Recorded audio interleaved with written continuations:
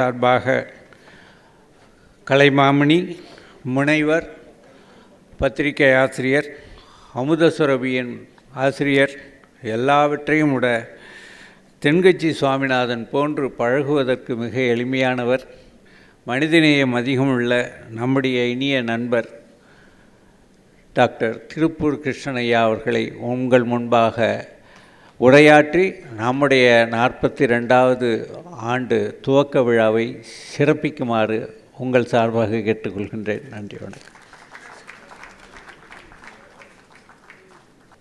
பெருமதிப்பிற்கும் பேரன்பிற்கும் உரிய நண்பர் திரு ஸ்ரீதரன் அவர்களே,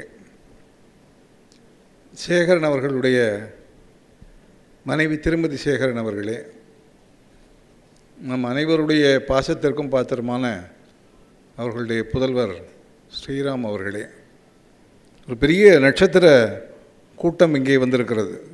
திரு டெல்லி கணேஷ் அவர்கள், திரு காத்தாடி ராமமூர்த்தி அவர்கள், டார்லிங் என்று பிரியமாக தன் மனைவியை அழைக்கிற சங்கரன் அவர்கள், அந்த வீடியோ பார்க்கணும், அவ்வளோ அழகாக இருந்தது அது. திருமதி ரேவதி சங்கரன் அவர்கள், ரொட்டேரியன் ராமமூர்த்தி அவர்கள் மற்றும் கூடியுள்ள பெருமக்கள் எல்லோருக்கும் என்னுடைய மனமார்ந்த வணக்கங்கள்.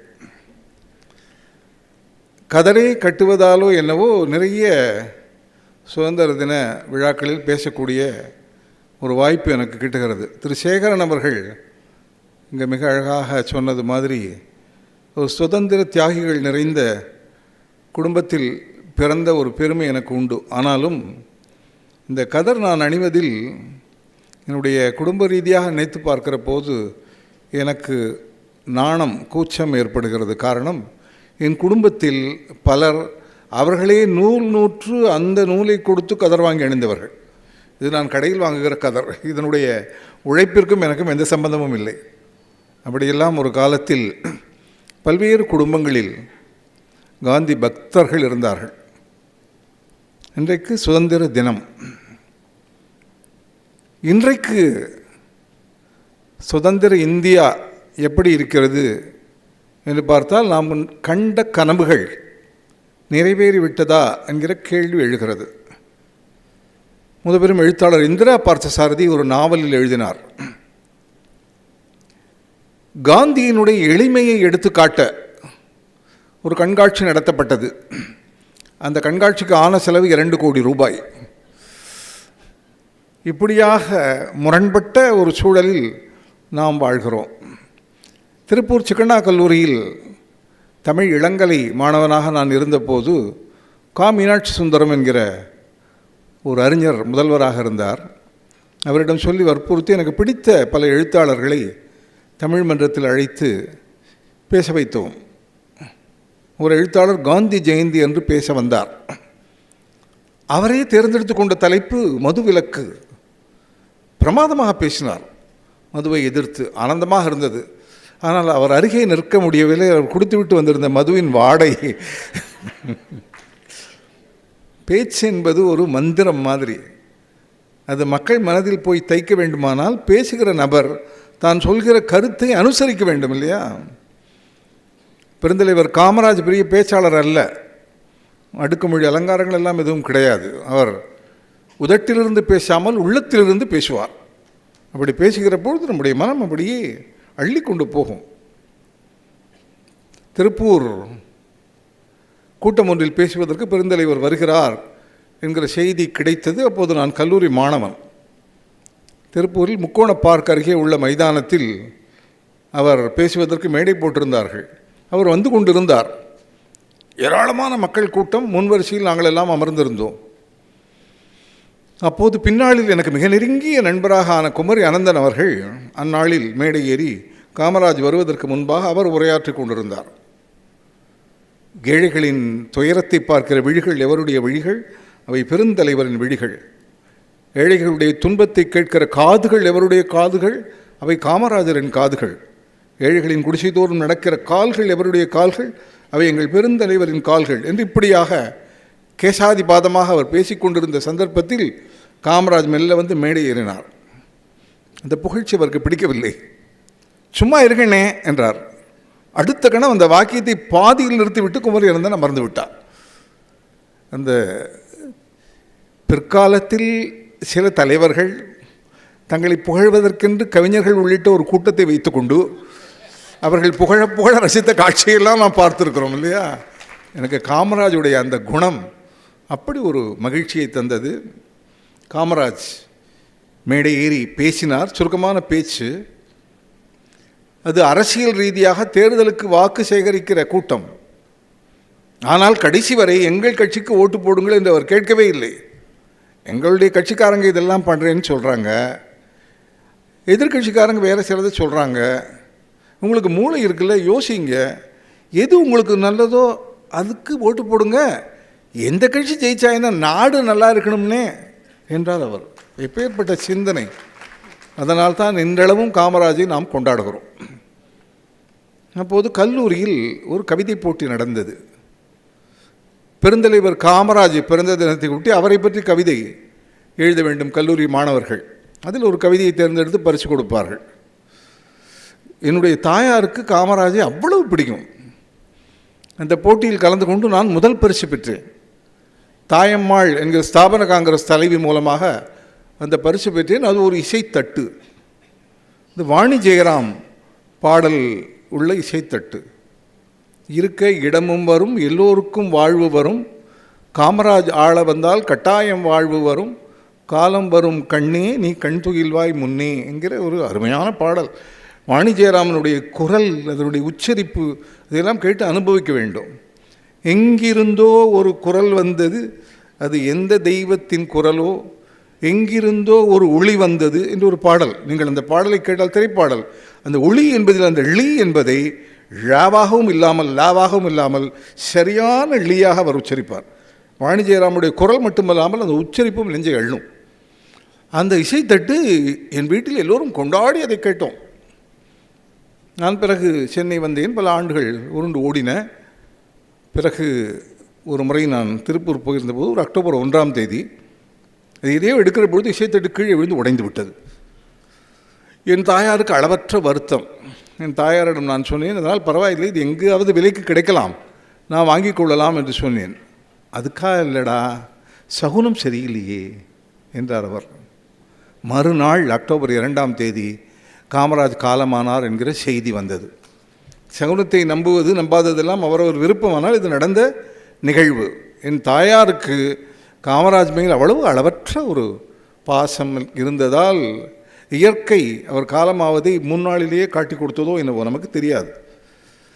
அப்படி ஒரு பெருந்தலைவர், அவரை பார்க்க முடியுமா என்றெல்லாம் மனதில் ஆசை இருந்த காலகட்டங்களில் நான் நாப்பாவோடு தீபம் பத்திரிகையில் துணையாசிரியனாக இணைந்தேன். நாப்பா ஸ்தாபன காங்கிரஸில் பேசி கொண்டிருந்தார். நான் பார்த்தசாரதி, ஜெயகாந்தன், சோ, கண்ணதாசன் இவர்களெல்லாம் மிக தீவிரமாக காமராஜுடைய அன்பர்களாக. அப்போது ஒரு முறை நாப்பாவோடு நான் காமராஜை சென்று சந்தித்தேன். முதல் முறையாக நேரில் அறிமுகப்படுத்தப்படுகிறேன். நாப்பா சொன்னார், இவர் தான் திருப்பூர் கிருஷ்ணன், எழுத்தாளர், எங்கள் பத்திரிகையில் பணிபுரிகிறார் என்று. என்னை ஏற இறங்க பார்த்தார் அவர் ராஜலட்சணம். அவருடைய கைகள் முழங்காலுக்கு கீழே இருக்கும். என்னை பார்த்துவிட்டு அவர் சொன்னார், எழுதினா அவரை மாதிரி நல்லது எழுதணும்னே என்றார். அந்த நல்லதை எழுதணும், நல்லதை மக்களுக்கு செய்யணும், நல்லது தான் நடக்கணும், நல்லதை தான் சிந்திக்கணும் என்று மிக மிக நல்லவராகவே வாழ்ந்த அவர் மீது அரசியல் அந்த களம் சும்மா இருக்குமா என்ன? அவர் அவ்வளவு சொத்து சேர்த்தார், இவ்வளவு சொத்து சேர்த்தார் என்றெல்லாம் அந்த காலத்தில் கற்பனைகளை தட்டி விட்டார்கள். அவர் காலமான போது வங்கியில் அவருக்கு மிக குறைவான 30 ரூபாயோ 40 ரூபாயோ தான் இருந்தது. டெல்லியில் காமராஜ், ஜவஹர்லால் நேரு மற்றும் வட இந்திய தலைவர்களெல்லாம் வெளியே வந்து நின்று கொண்டிருந்தார்கள். காரணம், புதிதாக எடை பார்க்கிற கருவி, வெயிட் பார்க்கிற மிஷின் அந்த இடத்தில் நிறுவப்பட்டிருந்தது. அதை பார்த்து கொண்டிருந்தார்கள். எல்லோருக்கும் அது அன்று ஒரு புதுமை. ₹1 நாணயத்தை போட்டால் அது எடையை எழுதின அந்த சீட்டை கொடுக்கும். நேரு உட்பட எல்லோரும் போட்டார்கள். அவர்கள் எடையை பார்த்து கொண்டார்கள். காமராஜ் அமைதியாக நின்று கொண்டிருந்தார். யாரோ சொன்னார் காமராஜிடம், நீங்களும் எடை பார்க்கலாம் என்று. இல்லை வேணான்னே என்று சொல்லிவிட்டு மெதுவாக அவர் நழுவி விட்டார். ஒருவர் ஜவஹர்லால் நேருவிடம் காமராஜை பற்றி அங்கலாய்த்தார். என்ன இந்த தமிழ்நாட்டு தலைவர், ஒரு புது விஞ்ஞான கருவி வந்திருக்கிறது, அதை உபயோகித்து பார்க்க வேண்டும் என்று அவருக்கு தோன்றவில்லையே என்று கேட்டார்.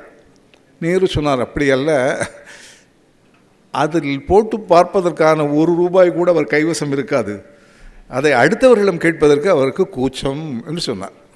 இப்படி ஒரு தலைவர்.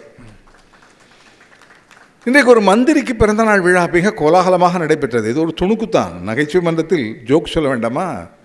அந்த மந்திரிக்கு பிறந்தநாள் பரிசாக பல லட்சம் ரூபாய் மதிப்புள்ள ஒரு கார் அதை கொண்டு வந்து கொடுத்தார்கள். அந்த மந்திரி சொன்னார், என்ன நான் என்ன அவ்வளவு நேர்மை குறைவானவன் நினைத்து விட்டீர்களா? இப்படியெல்லாம் நான் இலவசமாக எதையும் வாங்குவதில்லை. சார், பிறந்தநாள் பரிசாக கொடுத்தாலும் கூட அதையெல்லாம் நான் சும்மா வாங்கிக் கொள்வது, இவ்வளோ விலை மதிப்புள்ள காரை வாங்கிக் கொள்வது நன்றாக இருக்காது. ஏதாவது ஒரு விலை சொல்லுங்கள், கொடுத்து வாங்கிக் கொள்கிறேன். பரிசு பொருளுக்கு என்ன விலை சொல்வது? ஒரு ₹100 கொடுத்து வாங்கிக் கொள்ளுங்கள் என்றார்கள். அவர் ₹1000 கொடுத்து 10 காரை வீட்டிற்கு அனுப்ப சொன்னார். இன்றைய மந்திரிகளுடைய ₹1 கூட கையில் இல்லாத காமராஜ் எங்கே, இன்றைய மந்திரிகள் எங்கே என்று நாம் நினைத்து பார்க்க வேண்டும். இன்றைக்கு மிக முக்கியமான என்னுடைய மனம் கவர்ந்த பலரெல்லாம் அமர்ந்திருக்கிற இந்த கூட்டத்தில் பேசக்கூடிய ஒரு வாய்ப்பு கிடைத்தது பற்றி மிகவும் மகிழ்ச்சி அடைகிறேன். இந்த பார்வையாளர்கள், ஹியூமர் கிளப் என்கிற இந்த அமைப்பினுடைய ரசிக பெருமக்கள் மிக மிக முக்கியமானவர்கள். இப்படிப்பட்ட ரசிகர்கள் ஒரு பேச்சாளருக்கு கிடைப்பது என்பது மிகப்பெரிய ஒரு வாய்ப்பு. அதனால்தான் ஹியூமர் கிளப்பின் ஆண்டு விழாவில் அப்படி சங்கீதம் மாதிரி பேசிவிட்டு சென்றார் பாரதி கிருஷ்ணகுமார். என்ன அருமையான பேச்சு!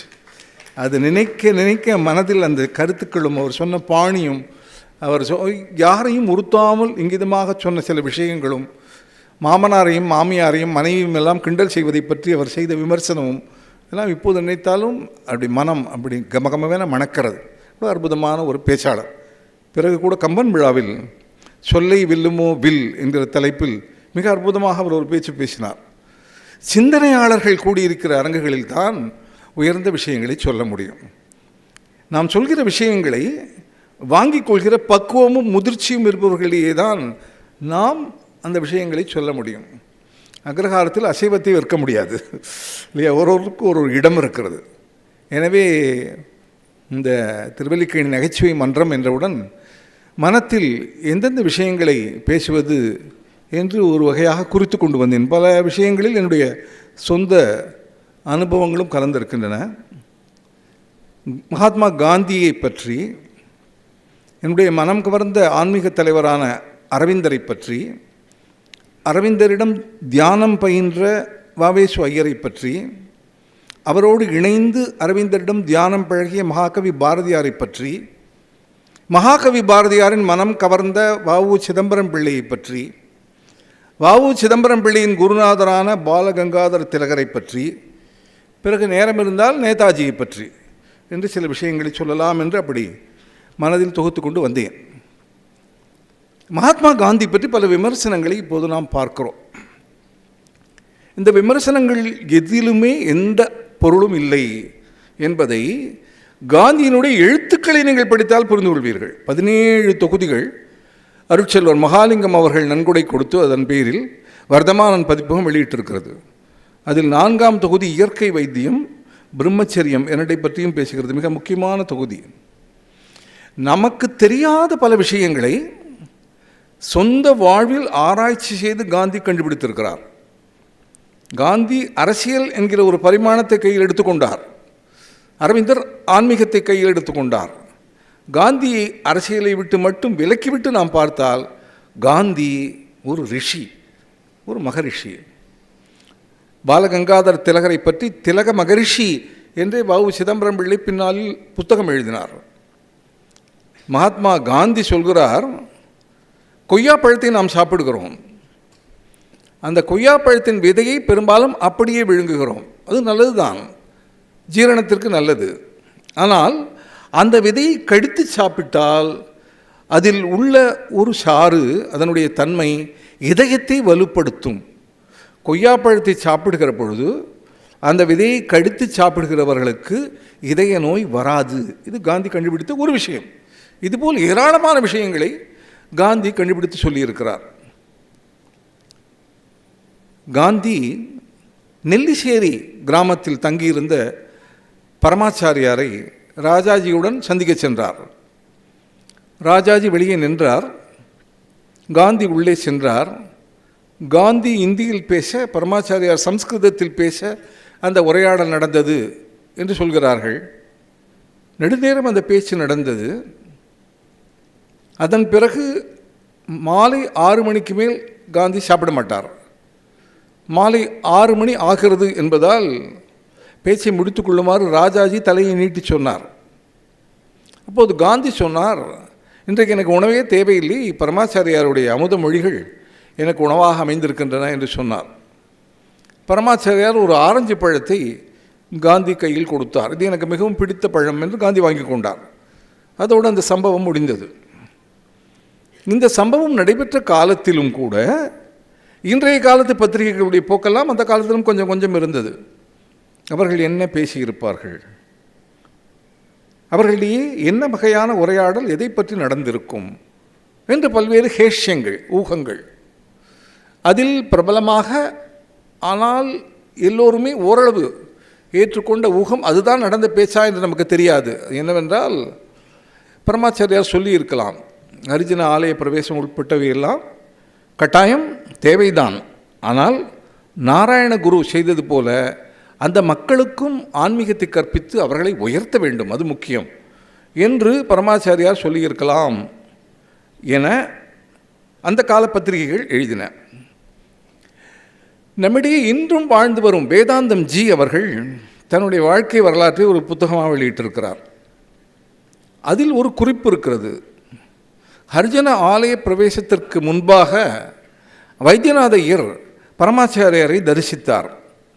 தரிசித்து ஹரிஜன ஆலய பிரவேசத்திற்கு ஏற்பாடுகள் செய்து கொண்டிருப்பதாக வைத்தியநாத ஐயர் பரமாச்சாரியாரிடம் சொல்லி ஆசீர்வாதம் வேண்டினார். பரமாச்சாரியார், அது மிக நல்லது, ஆனால் இதற்கு பெரும் எதிர்ப்பு வரும், ஆகையால் பசும்பொன் முத்துராமலிங்க தேவரை துணைக்கு அழைத்துக்கொள் என்று பரமாச்சாரியார் அறிவுறுத்தியதாக ஜி வேதாந்தம் புத்தகத்தில் ஒரு குறிப்பு வருகிறது. நமக்கு வரலாறு என்பது, உண்மையான வரலாறு என்பது தெரிவிக்கப்படவில்லை. இதுபோன்ற விஷயங்கள் ரகசியமாக மறைந்திருக்கின்றன, அதையெல்லாம் கண்டுபிடிக்க வேண்டும். இது ஆதாரபூர்வமான செய்திகள். வரலாற்றை திரித்து அந்த கணவாய் வழியாக இந்த கணவாய் வழியாக வந்தார்கள் என்றெல்லாம் பேசுகிற ஒருவரிடம் நான் கேட்டேன், இதற்கெல்லாம் என்ன ஆதாரம், சும்மா அதை கட்டுகிறீர்களே, அடித்து விடுகிறீர்களே என்று கேட்டேன். அதற்கு அவர் சொன்ன பதில் என்னை ஆச்சரியத்தில் ஆழ்த்தியது. அவர் சொன்னார், பொய் தான் சார், பொய்ன்னு எங்களுக்கு தெரியும், அதை பற்றி எங்களுக்கு அக்கறை இல்லை. நாங்கள் சொல்கிற பொய்யை ஜெயிக்கணும்னா நீங்கள் எந்த பொய் வேணால் சொல்லுங்கள், அதை பற்றி எங்களுக்கு என்ன இருக்குது, நாங்கள் பொய் தான் சொல்கிறோம், அதைத்தான் வரலாறு என்று நாங்கள் கட்டுவோம் என்றே அவர்கள் தெளிவாக செய்கிறார்கள். உண்மையான வரலாறை இந்திய நாட்டிற்கு, இந்திய மக்களுக்கு, முக்கியமாக இந்திய இளைஞர்களுக்கு நாம் எடுத்து சொல்ல வேண்டிய ஒரு காலகட்டம் வந்திருக்கிறது. அந்த அளவு வரலாறு திரித்து திரித்து பேசப்பட்டிருக்கிறது. மகாத்மா காந்தி அந்த சுதந்திரம் கிடைத்த மறுவருடம் 1948 ஜனவரி 30 அன்று சுட்டுக் கொல்லப்பட்டார். சுட்டுக் கொல்லப்பட்ட செய்தியை கேள்விப்பட்டவுடன் ரமணர் சொன்னார், ஆங்கிலேய ஆட்சி இவ்வளவு காலம் பாதுகாத்த பெருமகனை ஓராண்டு கூட நம்மால் பாதுகாக்க முடியவில்லையே என்று ரமணர் சொன்னார். ரமணருக்கு காந்தி மேல் மிகுந்த மரியாதை இருந்தது, காந்திக்கு ரமணர் மேல் பக்தி இருந்தது. லாலா லஜபத் ராய் ஒரு முறை மிகுந்த மனச்சோர்வுக்கு ஆளாகி இருந்தபோது, நீங்கள் ரமணரை போய் பாருங்கள், உங்கள் மனம் சரியாகும் என்று காந்தி அனுப்பினார். ரமணர் ஏன் வந்திருக்கிறீர்கள் என்று கேட்டபோது லாலா லஜபத் ராய் சொன்னார், மனச்சோர்வில் இருந்தேன், வாழ்க்கையில் பிடிப்பு போய்விட்டது, உங்களை தரிசிக்குமாறு காந்தி அறிவுறுத்தினார் என்று சொன்னார்.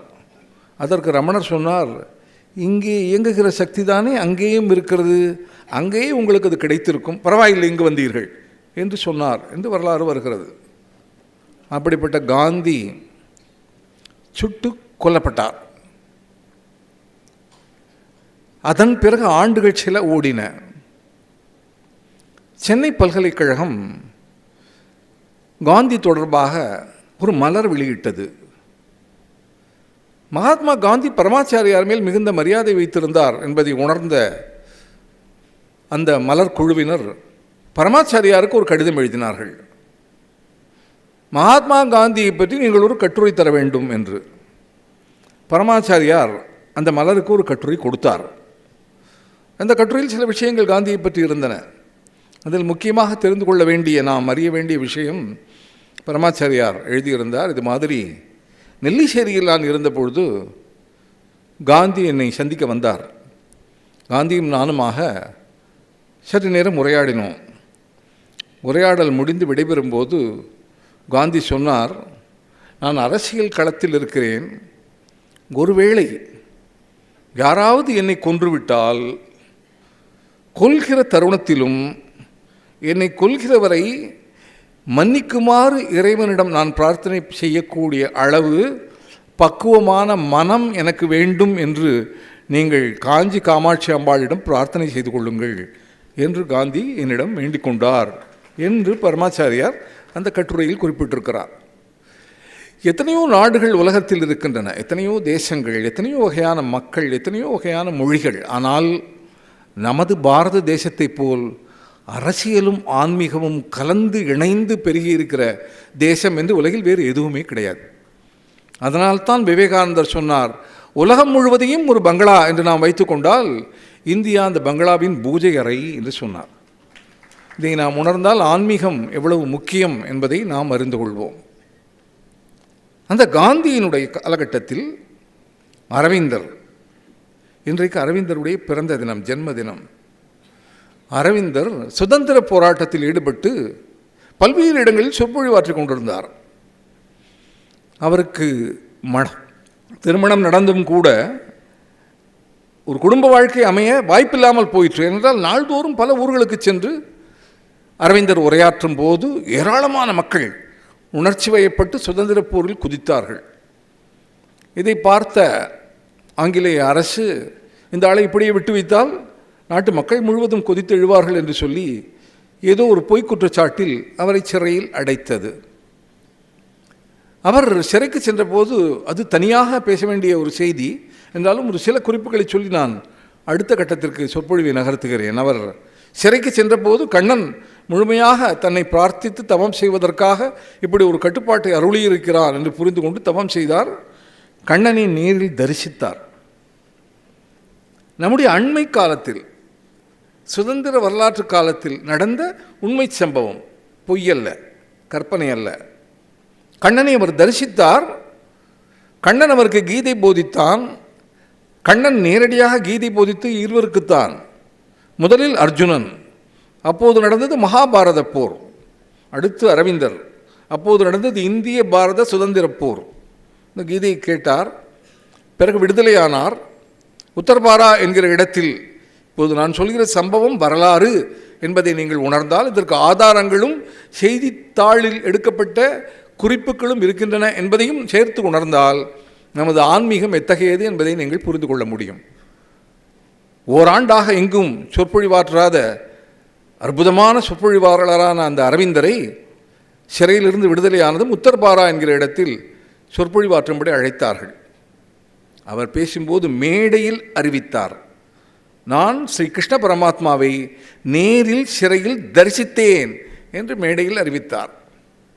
மக்கள் மெய்மறந்து ஊசி விழுந்தால் கூட இடி விழுந்தது போல் சப்தம் கேட்கும்படியான அமைதியில் அதை கேட்டு வியந்தார்கள். அந்த செய்தி அந்த காலத்தில் எல்லா பத்திரிகைகளிலும் இடம்பெற்றது. பாண்டிச்சேரியில் தலைமறைவு வாழ்க்கை வாழ்ந்து கொண்டிருந்த பாரதியார் கண்ணிலும் அந்த செய்தித்தாள் செய்திப்பட்டது. அவருக்கு ஆச்சரியம். அவர் கிருஷ்ண பக்தர், கண்ணன் பாட்டு எழுதியவர். எனினும் கிருஷ்ண தரிசனம் பெற்றாரில்லை. அரவிந்தரோ கண்ணனை நேரில் கண்டேன் என்கிறார். அது உண்மையாக இருக்குமா? அவருக்கு ஒரு சிந்தனை. ஒரு நிருபரை அழைத்தார். ஒரு கேள்வியை சொன்னார். இந்த கேள்வியை போய் நேரில் அரவிந்தரிடம் நீ கேட்டு வா என்றால் நான் போக முடியாது, தலைமறை வாழ்க்கை, ஆங்கிலேயர்கள் சிறைப்பிடிப்பார்கள். நிருபர் புறப்பட்டார். பாரதியார் கேட்ட கேள்வியை ஒரு பிரசாதம் போல் மனதில் வாங்கி கொண்டு நிருபர் புறப்பட்டார். கொல்கத்தா சென்றார். அரவிந்தரை தரிசித்தார். அப்போது அரவிந்தருக்கும் பாரதியாருக்கும் நேரடி நட்பு கிடையாது. அரவிந்தரிடம் அந்த பாரதியார் கேட்டிருந்த கேள்வியை கேட்டார். சுவாமி, நீங்கள் கண்ணனை கனவில் கண்டு நனவில் கண்டதாக கருதி நனவிலேயே நேரில் கண்டேன் என்று சொன்னாலும் அதில் எந்த தவறும் இல்லை. நீங்கள் கண்ணனை கண்டது அப்படித்தானே? இதுதான் கேள்வி. அந்த கேள்விக்கு அரவிந்தர் பதில் சொன்னார், அப்படியல்ல குழந்தாய், உன்னை பார்ப்பது போல் பார்த்தேன், தொட்டும் தடவியும் பார்த்தேன். அவன் புல்லாங்குழலால் இந்த தோளில் தான் தட்டினான். உன் மகாகவியிடம் போய் சொல். அவன் வியந்து போய் புறப்பட்டு வந்து பாரதியிடம் இந்த தகவலை தெரிவித்தான். பாரதி விஞ்ஞான பார்வை உள்ளவர், வெறும் கவிஞர் மட்டுமல்ல. ஒரு அறிவியல் கண்ணோட்டம் இருப்பவர்களுக்கு தொடர்ந்து கேள்விகள் இருந்து கொண்டே இருக்கும். எனவே அவர் இன்னொரு கேள்வியை அந்த நிருபரிடம் கேட்டார். அந்த கேள்விக்கும் அந்த நிருபர் பதில் சொன்னார். அதையெல்லாம் பிறகு பத்திரிகையில் எழுதினார் பாரதியார். இதையெல்லாம் எழுதிவிட்டு அந்த நிருபரிடம் கிருஷ்ண பரமாத்மாவை நேரில் தரிசித்ததாக சொல்கிற போது ஸ்ரீ அரவிந்தரின் திருமுகம் எப்படி இருந்தது என்று நாம் வினவினோம். கடவுளையே நேரில் கண்டவர்களுடைய திருமுகத்தில் தென்பட வேண்டிய பரிபூரண அடக்கம் அவரிடம் தென்பட்டதால் அவர் கடவுளை கண்ட சித்த புருஷர் என்று நாம் முடிவு செய்தோம் என்று பாரதியார் எழுதினார். கடவுளை நேரில் கண்டவர்களும் கண்ணனை நேரில் தரிசித்தவர்களும் உண்மையாகவே வரலாற்று நாயகர்களாக அண்மை காலத்தில் வாழ்ந்திருக்கிறார்கள் என்பதை நாம் உணர்கிற போது நாள்தோறும் நாம் செய்கிற அந்த ஜபதபங்களில் கூடுதலான ஒரு ஒருமைப்பாடு நமக்கு வந்து சேரும் இல்லையா? ஒருமுகமாக அதையெல்லாம் செய்ய வேண்டும், அதிலெல்லாம் ஆழ்ந்த பொருள் இருக்கிறது என்பதற்கான சான்றுகள் தான் இந்த வரலாற்று பின்னணி. அப்படிப்பட்ட அரவிந்தர் இனி சுதந்திர போர் வேண்டாம், நாம் முழுமையாக ஆன்மீகத்தில் இறங்க வேண்டும் என்று எண்ணி புதுச்சேரி வந்து சேர்ந்தார். புதுச்சேரிக்கு அவர் வந்தபோது மகாத்மா காந்திக்கு மிகப்பெரிய கவலை ஏற்பட்டது. காரணம், அரவிந்தர் ஒரு மகான், ஒரு தெய்வம், அதெல்லாம் பின்னாளில். ஆனால் அந்நாளில் அரவிந்தர் மக்களுடைய மனதை அள்ளி ஈர்க்கக்கூடிய ஒரு உயர்தர பேச்சாளர். சுதந்திர போர் நடைபெற்று கொண்டிருந்த காலகட்டத்தில் அதை எழுச்சியுறச் செய்கிற ஒரு உன்னதமான பேச்சாளரை சுதந்திர களத்திலிருந்து ஆன்மீக களத்திற்கு அனுப்ப மகாத்மாவுக்கு விருப்பமில்லை. 2 முறை அரவிந்தரை சந்திக்க லாலா லஜபத் ராய், தேவதாஸ் காந்தி இருவரையும் காந்தி அனுப்பினார். சொன்னது இதுதான், ஆன்மீகத்திற்கு இன்னும் நெடுங்காலம் இருக்கிறது. சுதந்திரம் வாங்கிய பிறகு நீங்கள் முழுமையாக ஆன்மீகத்தில் தோயலாம். ஆனால் இந்த காலகட்டத்தில் உங்கள் பேச்சு பாரதத்திற்கு தேவைப்படுகிறது. வாருங்கள், சொற்பொழிவாற்றுங்கள் என்பது காந்தியின் கோரிக்கை. அதற்கு அரவிந்தர் பதில் சொன்னார், காந்தியிடம் போய் சொல்லுங்கள், அவர் ஸ்தூல நெறியில் நேரடியாக சுதந்திர போருக்காக போராடுகிறார். நான் சூட்சும வழியில் சுதந்திரம் விரைவில் கிட்ட வேண்டும் என்பதற்காக தியான நெறியில் போராடி வருகிறேன். இதை அவரிடம் எடுத்து சொல்லுங்கள். ஒருவேளை அவர் நம்பாமல் போகலாம், மக்களும் இதை ஏற்றுக்கொள்ளாமல் போகலாம். ஆனால் நான் நேரில் தரிசித்தேனே அந்த கண்ணன், இந்த சுதந்திரத்தை அடைவதில் என்னுடைய தியான ரீதியான முயற்சி இருந்தது என்பதை மக்கள் உணர்கிற வகையில் ஏதோ ஒரு விதத்தில் முத்திரை பதிப்பான் என்று நான் நம்புகிறேன் என்று அரவிந்தர் சொன்னார். சில ஆண்டுகள் கடந்ததும் சுதந்திரம் கிடைத்தது. 1947 ஆகஸ்ட் 15 நாம் சுதந்திரம் பெற்றோம். யாரும் நினைத்து பார்க்காத ஒரு அதிசய சூட்சுமம் அதில் அமைந்திருந்தது. அந்த நாள் ஸ்ரீ அரவிந்தரின் பிறந்த நாள். இன்று அரவிந்தர் ஜென்ம தினம். கண்ணன் அரவிந்தருடைய சுதந்திரத்திற்கான அந்த முயற்சிக்கு அந்த விதத்தில் முத்திரை பதித்தான் என்று அரவிந்தர் அடியவர்கள் பின்னால் உணர்ந்தார்கள். இதெல்லாம் நம்முடைய சுதந்திர வரலாறு. அந்த அரவிந்தர் புதுச்சேரியில் தியான யோகம் பயின்றார். நெடுநாட்கள் 20-25 நாட்களுக்கு மேல் உண்ணாமலே இருந்தார். அந்த காலகட்டத்தில் அவரை பாதுகாத்து கொண்டிருந்த சங்கரன் செட்டியாருக்கு பயம் ஏற்பட்டது. அவர் உயிருக்கு ஏதாவது நேர்ந்து விடுமோ என்று அச்சப்பட்டார். ஆனால் எதுவும் உண்ணாமல், தண்ணீரும் அருந்தாமல் 3 வாரங்களுக்கு மேல் இருந்த அரவிந்தர் எந்த வகையான தளர்ச்சியும் இல்லாமல் நடமாடிக்கொண்டிருந்தார். தன்னுடைய எல்லா பணிகளையும் செய்து கொண்டிருந்தார். ஆனால் அந்த சங்கரன் செட்டியார் பாரதியாரிடம் சென்று, நீங்கள் சேர்ந்து தியானம் பயில்கிற அந்த அரவிந்தர் இப்படியெல்லாம் சோதனை செய்கிறார், எனக்கு அச்சமாக இருக்கிறது, விட்டுவிட சொல்லுங்கள் இந்த உண்ணாவிரதத்தை என்று சொன்னார்.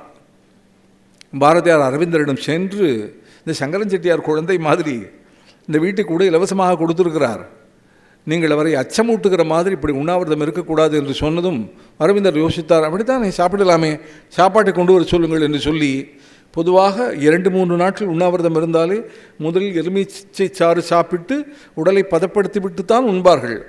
அது எதையும் பொருட்படுத்தாமல் அவர் சாப்பிட தொடங்கினார். சிறையில் ஓராண்டு இருந்த பொழுது தன்னுடைய எல்லா வகையான உணர்வுகளையும் தவத்தால் வென்று விட்டதாக அரவிந்தர் கூறினார். நம்முடைய மனதில், நம்முடைய உடலுக்கும் மனதுக்கும் தேவையில்லாத பல விஷயங்கள் இருக்கின்றன. காமம், குரோதம், மோகம் என்றெல்லாம் சொல்கிறார்கள். அதையெல்லாம் ஒவ்வொன்றாக வெல்ல வேண்டும். சுவை உணர்ச்சியும் வெல்ல வேண்டும். நமக்கு எது பிடிக்கவில்லையோ அது பரிமாறப்பட்டால் பிடிக்காததை பிடித்ததாக எண்ணி உண்ண கற்றுக்கொள்ள வேண்டும். அப்படித்தான் சுவை உணர்ச்சியை வெல்ல வேண்டும். அரவிந்தர் அப்படி ஒவ்வொரு உணர்ச்சியாக வென்று ஒரு பெரிய தெய்வ நிலையை நோக்கி உயர்ந்து கொண்டிருந்தார். அப்படி உயர்ந்து கொண்டிருக்கிற அந்த காலகட்டத்தில் இந்திய சுதந்திர போராட்டத்தில் ஈடுபட்ட வீரர்கள் அவரிடம் சேர்ந்து தியானமெல்லாம் பயின்றார்கள். அதற்கு சில ஆண்டுகள் முன்னால் சுப்பிரமணியன் என்கிற ஒரு வாலிபன், அவனும் சுதந்திர போரிலும் அந்த வீரர்களுடைய நட்பிலும் திளைத்திருந்த ஒரு இளைஞன். அதிகாலை நேரம் இந்த சுப்பிரமணியன் விறுவிறுவென்று நடந்து கொண்டிருந்தான். பின்னால் கடைக்கண்ணால் பார்த்தால் சிலர் அவனை பின்தொடர்வது மாதிரி இருந்தது. அவனுக்கு அச்சம். அவன் தமிழ்நாட்டில் இருக்கிறான். ஏதாவது ஒரு பொய்க்குற்றத்தை சொல்லி அவனை சிறையில் அடைத்து விட்டால் அவன் சுதந்திர போரில் ஈடுபட்டு செய்ய வேண்டிய பணிகள் நின்று போகும். யோசித்தான். வேக வேகமாக நடந்தான். அவன் வேக வேகமாக நடக்கிற பொழுது பின்னால் அந்த மஃப்டியில் இருந்த ஆங்கிலேய அதிகாரிகள் அவர்களும் வேக வேகமாக நடப்பதை அவன் பார்த்து விட்டான். சடரென்று வழியில் இருந்த ஒரு வீட்டின் கதவை தட்டினான். உள்ளே புகுந்தான். கதவு மூடப்பட்டது. அவனை சிறைப்பிடிப்பதற்காக வந்த அந்த அதிகாரிகள் 4-5 பேர் வெளியே நின்றார்கள், திகைத்தார்கள். இப்பொழுது வீட்டிற்குள் அந்த சுப்பிரமணியன் போய்விட்டான். அந்த சுப்பிரமணியனை சிறைப்பிடிப்பது தான் அவர்கள் திட்டமாக இருந்தது. அந்த வீட்டிலிருந்து அவன் ஒன்று வாசல் வழியாக வரலாம் அல்லது கொல்லைப்புற வழியாக வரலாம். 2 வழிகளிலும் சற்று தள்ளி அவன் வந்தால் பிடிப்பதற்கு தயாராக அவர்கள் காத்திருந்தார்கள். ஏன் அந்த வீட்டிற்குள் திடீரென்று அவன் போனான்? புரியவில்லை. சில கணங்களில் புரிந்தது. அந்த வீட்டிலிருந்து ஓ என்று அழுகை சத்தம் வந்தது. அது சாவு நடந்த ஒரு வீடு. அவர்கள் பார்த்து கொண்டே இருக்கிற போது வீட்டின் கதவு திறந்து அந்த சடலத்தை வெளியே கொண்டு வந்து கிடத்தினார்கள். செய்ய வேண்டிய சடங்குகளை எல்லாம் செய்தார்கள். ஒருவர் தீச்சட்டியை ஏந்தினார். சில ஆண்களும் சில பெண்களும் வந்தார்கள். கதறி அழுது கொண்டிருந்தார்கள். அந்த ஆண்களை கூர்மையாக பார்த்தால் அந்த உள்ளே சென்ற சுப்பிரமணியன் அதில் இல்லை. எனவே உள்ளே பதுங்கி இருக்கிறான். இப்போது இழவு நடந்த வீட்டில் சடலத்தை எடுத்து கொண்டு போகிற தருணத்தில் எப்படி உள்ளே செல்ல முடியும்? அவர்கள் காத்திருந்தார்கள். சடங்குகள் முடிந்து சடலம் புறப்பட்டது. அந்த ஆண்கள் எல்லாம் உடன் பின்தொடர்ந்தார்கள். பெண்கள் கதறி அழுதார்கள். பிறகு பெண்கள் உள்ளே போகிற போது ஆங்கிலேய அதிகாரிகள் எங்களுக்கு உள்ளே பார்க்க வேண்டும் என்று சொல்ல அந்த சோதனை நடைபெற்று கொண்டிருந்த தருணத்தில் மயானத்தில் சடலம் இறக்கி வைக்கப்பட்டது. ஒருவர் குனிந்து அந்த சடலத்தின் காதில் கர்ணமந்திரம் ஓதுவது போல் ஓதினார். சுப்பிரமணியா, பாதுகாப்பான இடத்திற்கு வந்துவிட்டோம், நீ எழுந்திருக்கலாம் என்று. காதிலும் மூக்கிலும் இருந்த பஞ்சை விலக்கி விட்டு அவன் எழுந்து நின்று, மிக்க நன்றி, நீங்கள் எல்லோரும் சேர்ந்து ஒத்துழைத்தீர்கள். நான் ஒருவன் நடித்தால் போதாது, நீங்கள் முன்பின் தெரியாதவர்கள், ஆனால் எனக்காக நீங்களும் உங்கள் குடும்பத்து பெண்களும் சேர்ந்து நடித்தீர்கள். மிக மிக நன்றி, நான் இங்கிருந்து தப்பி ஓடிவிடுகிறேன் என்று சொல்லி புதுச்சேரிக்கு புறப்பட்டு வந்து சேர்ந்த அந்த சுப்பிரமணியன் தான் வாவே சுப்பிரமணியன் என்கிற வாவேசு ஐயர். அவ்வளவு ஒரு சாமர்த்தியமாக அச்சமில்லாத நபராக வாவேசு ஐயர் விளங்கினார். ஒரு முறை அவர் வெளிதேசம் சென்றார். அங்கு ஒரு விடுதியில் தங்கினார். வெளிதேசத்திலிருந்து இந்திய சுதந்திரத்திற்காக நேதாஜி பாடுபட்டது போல் அங்கு செய்ய வேண்டிய சில விஷயங்களை, சில இந்தியர்களை ஒருங்கிணைத்தார். அங்கு மகாத்மா காந்தி இருந்தார். காந்தியை விருந்துக்கு வர சொன்னார். காந்தி அப்போது அவர் சந்தித்ததில்லை. ஆனால் விருந்து தயார் செய்து கொண்டிருந்த நேரத்தில் ஒருவர் உதவியாக வந்து பாத்திரங்கள் எல்லாம் துலக்கி கொடுத்தார். பிறகுதான் தெரிந்தது அவர் காந்தி என்று. காந்தியிடம் அவர் மன்னிப்பு கேட்டார். காந்தி சொன்னார், உணவு உண்கிற ஆண்கள் அந்த உணவு தயாரிப்பில் ஓரளவாவது பங்கு கொள்ள வேண்டும். இதெல்லாம் நமக்கு அறிவுறுத்தப்படுகிற நீதி. இதுதான் காந்தியம் இல்லையா? வாவேசு ஐயர் அங்கே தங்கி இருக்கிறார் என்பது ஸ்காட்லாந்து காவல்துறையினருக்கு தெரிந்துவிட்டது. அவர்கள் இவரை சிறைப்பிடிக்க வேண்டும் என்று சொல்லி வந்து அந்த விடுதிக்கு வந்து சேர்ந்து விட்டார்கள். அதற்குள் ரகசிய தகவல் வாவேசு ஐயருக்கும் கிடைத்து விட்டது. அவர் கோட்டு சூட்டெல்லாம் போட்டுக்கொண்டு கையில் ஒரு சூட்கேஸையும் வைத்துக்கொண்டு வெளியே இறங்க தயாராகி விட்டார். வருவதற்குள் புறப்பட வேண்டும் என்ற அவசரம். ஆனால் அதற்குள் அவர்கள் வந்து விட்டார்கள். நீங்கள் தானே வாவேசு ஐயர், உங்களை சிறைப்பிடிக்க வந்திருக்கிறோம் என்று அவர்கள் அந்த ஆவணங்களை காட்டினார்கள். I am not Vavesu Iyer, I am Veer Vikram Singh என்றார் அவர். வாவேசு ஐயர் இங்கு தான் தங்கியிருக்கிறார்கள் என்றார்கள் என்றால் உள்ளே போய் தேடி பாருங்கள். அதிகாரிகளுக்கு சந்தேகம். அப்படி பார்த்து கொண்டே வருகிற பொழுது சூட்கேஸில் விவிஎஸ் என்று எழுதியிருந்தது. இது வாவேசு ஐயரின் சுருக்கம் தானே என்று கேட்டார்கள். வீர் விக்ரம் சிங் என்பதன் சுருக்கம்தான் விவிஎஸ் என்று கம்பீரமாக சொல்லிவிட்டு தப்பித்து விடப் போகிறார், உள்ளே போய் தேடுங்கள் என்று சொல்லிவிட்டு சூட்கேஸோடு கம்பீரமாக வெளியே நடந்தார் வாவேசு ஐயர். சலனமே இல்லாமல் நிச்சயமாக இன்னொருவர் தான் வாவேசு ஐயர் என்கிற பிரமையை அந்த அதிகாரிகளிடம் தோற்றுவித்துவிட்டு அவர்கள் கண்ணிலிருந்து மறைகிற வரை நிதானமாக நடந்து அதன் பிறகு ஒரே ஓட்டமாக ஓடி கப்பலில் சென்று தப்பித்து விட்டார். கப்பலில் மெக்காவுக்கு சென்றார். அங்கு முஸ்லீம் வேடம் போட்டுக்கொண்டார்.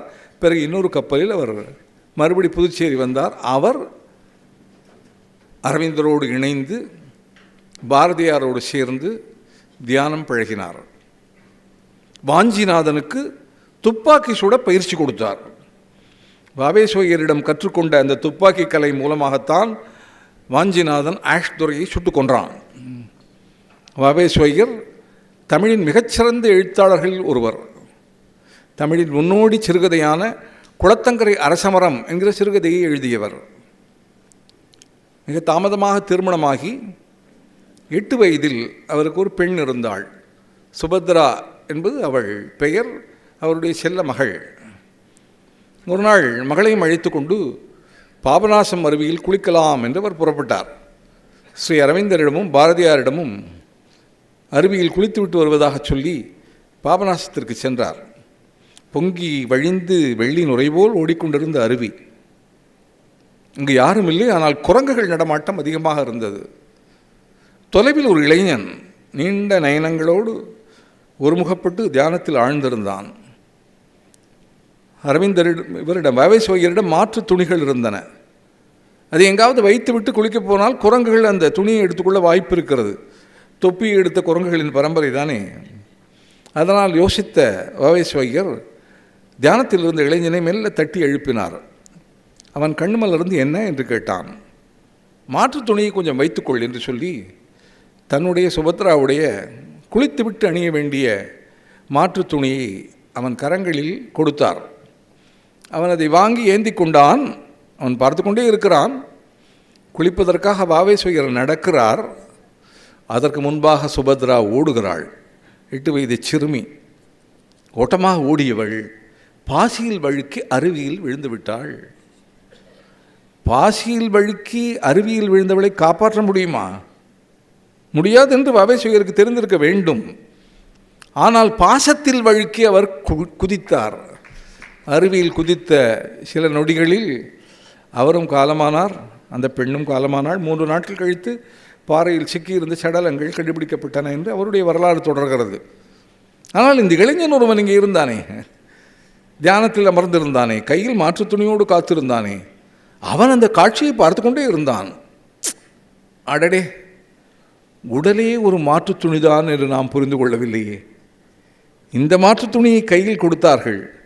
அந்த உடலையே உதறிவிட்டு ஆன்மாக்கள் பறந்து விட்டன. இந்த உடல் என்பது இவ்வளவுதான், வாழ்க்கை என்பது இவ்வளவுதான் என்கிற வாழ்வின் நிலையாமை. ஏற்கனவே அவன் ஆன்மீகவாதியாக இருந்தான். அந்த சம்பவம் அவனை ஒரு கலக்கியது. பின்னாளில் அவன் துறவியானான். துறவியான பிறகு அவனை அவன் என்று சொல்லலாமா, அவர் என்று சொல்ல வேண்டும். அவர்தான் திருப்பராய்த்துறை சுவாமி சித்பவானந்தர். அவர்தான் சி சுப்பிரமணியத்தினுடைய சித்தப்பா. இதுவும் வரலாறு. நம்முடைய இந்திய சுதந்திர வரலாற்றில் பொன்னெழுத்துக்களால் பொறிக்கப்பட வேண்டிய ஒரு உன்னதமான திருச்சரிதம் வாவேசு ஐயருடைய சரிதம். வாவேசு ஐயரோடு ஸ்ரீ அரவிந்தரின் அருகே அமர்ந்து உடனிருந்து தியானம் பழகிய மகாகவி பாரதியாரின் உயர்ந்த ஆன்மீக நெறி இப்போது மறைக்கப்பட்டும் திரிக்கப்பட்டும் வருகிறது. நெற்றியில் திலகமில்லாத பாரதியார் படத்தை பார்க்கிற பொழுது கவிஞர் திலகமான அவரை அப்படி பார்ப்பதற்கு நம் மனம் கூசுகிறது. ஒரு நண்பரிடம் சொன்னேன், திலகமற்ற பாரதியார் படங்களை வைக்காதீர்கள் என்று. அந்த நண்பர் வாதிட்டார். என்ன, எப்போதுமா நெற்றியில் திலகம் வைத்துக் கொண்டிருப்பார்? குளித்த பிறகு வீட்டில் நடக்கிற போதுமா திலகம் இருக்கும்?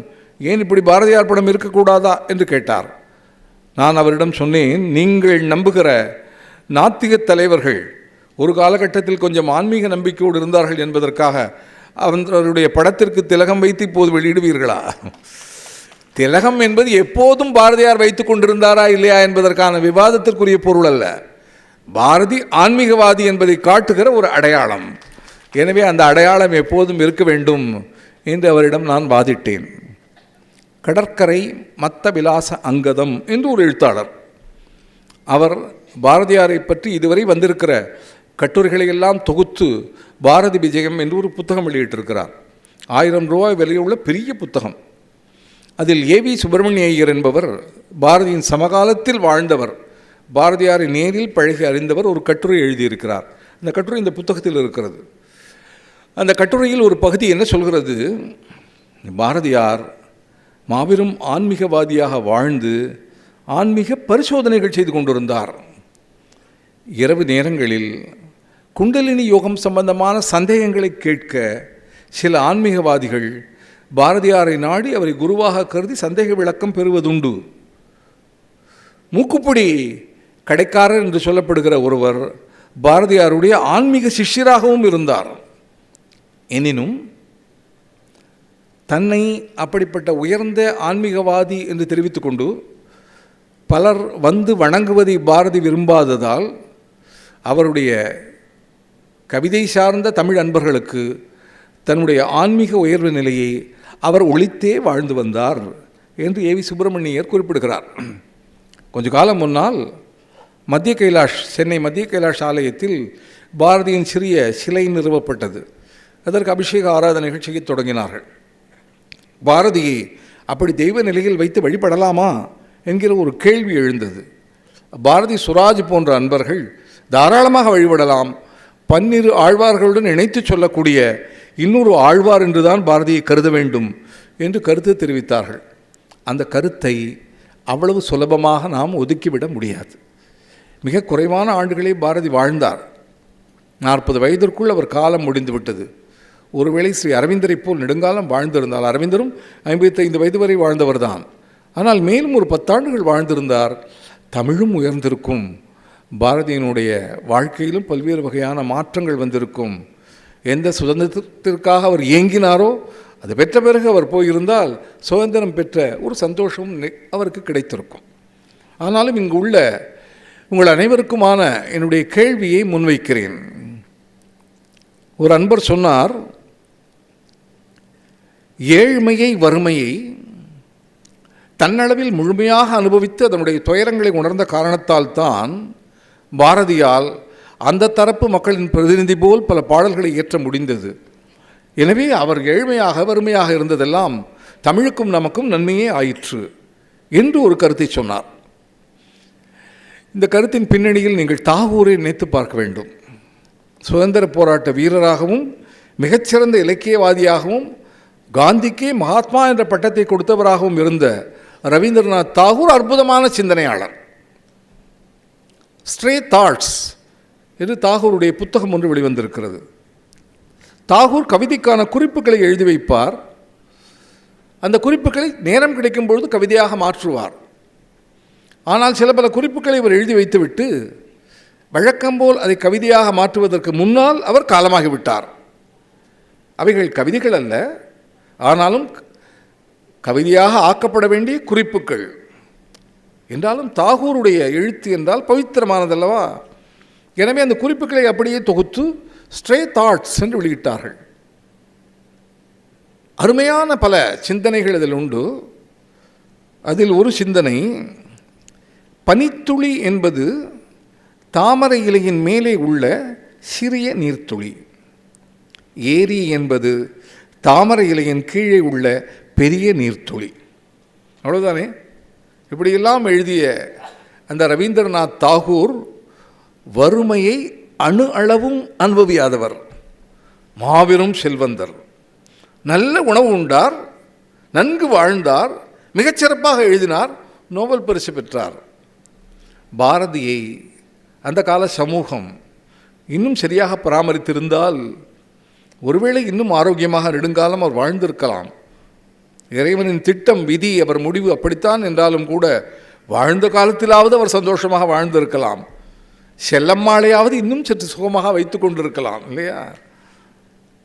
பெண்களுடைய முன்னேற்றத்திற்காக எந்த மகாகவி உரத்து குரல் கொடுத்தாரோ அந்த மகாகவியின் மனைவி, அந்த மகாகவி இறந்ததும் முட்டையடித்து முக்காடு போடப்பட்டாள். அப்படித்தான் அவள் வாழ்ந்தாள். இதுதானே சரித்திரம் இல்லையா? நம்முடைய சமூகம் அடுத்த கட்டத்திற்கு தாவி முன்னேறியதெல்லாம் இப்போது தான். அந்த காலகட்டத்தில் அதெல்லாம் கிடையாது. திருப்பூர் குமரனின் மரணம் அவன் 26 வயதில் சம்பவித்தது. குமரனுடைய மனைவி ராமாயி அம்மாள் புஷ்பவதி ஆவதற்கு முன் கைம்பெண்ணானாள். அவளுக்கு வெள்ளை சீலை கொடுக்கப்பட்டது. 90 வயதுக்கு மேல் அவர் வாழ்ந்தார் ராமாயி அம்மாள். என்னுடைய இன்னொரு தாய் மாதிரி அவருடன் பழகியிருக்கிறேன்.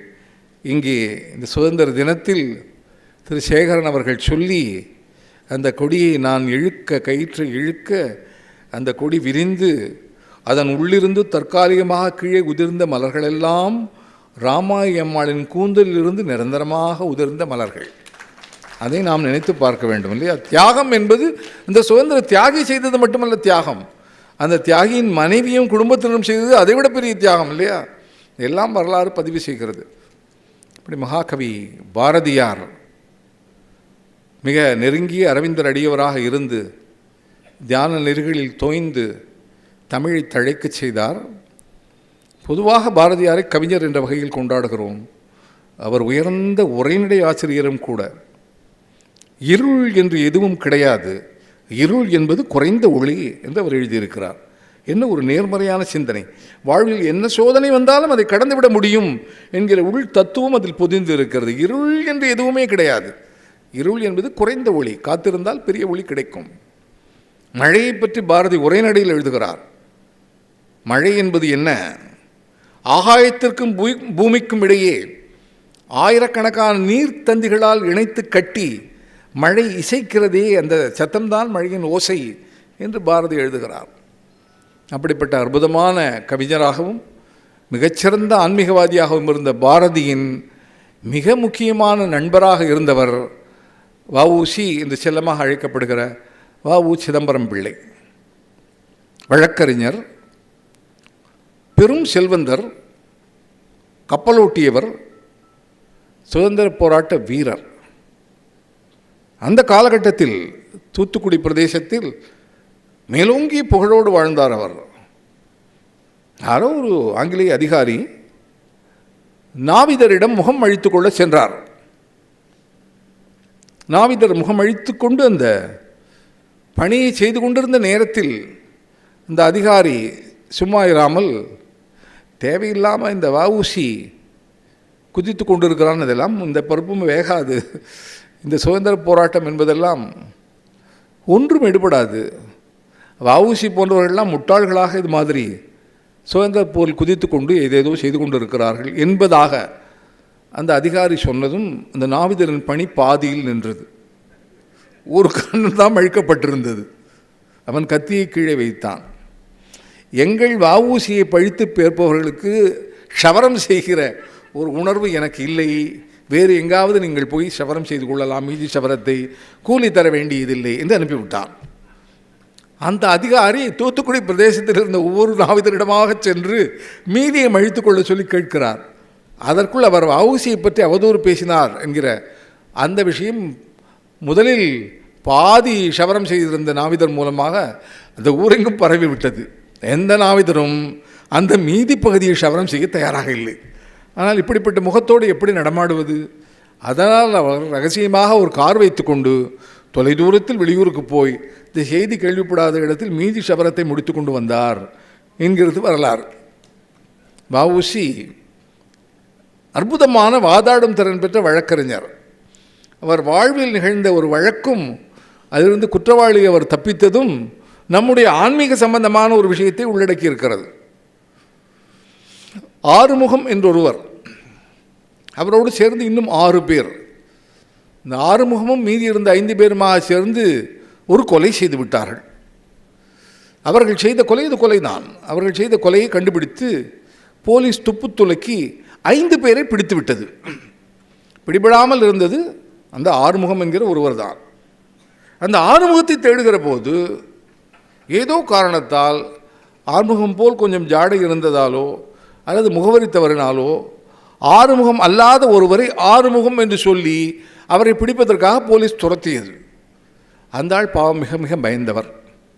எப்படி தப்பிப்பது என்று அவருக்கு தெரியவில்லை. அவர் குற்றவாளி அல்ல, ஆனாலும் தன்னை போலீஸ் துரத்துவதால் தப்பிப்பதற்கு அவர் கண்ட மார்க்கம் என்னவென்றால் பக்கத்தில் இருந்த ஒரு மடத்தில் சேர்ந்து சன்னியாசியாகிவிட்டார்.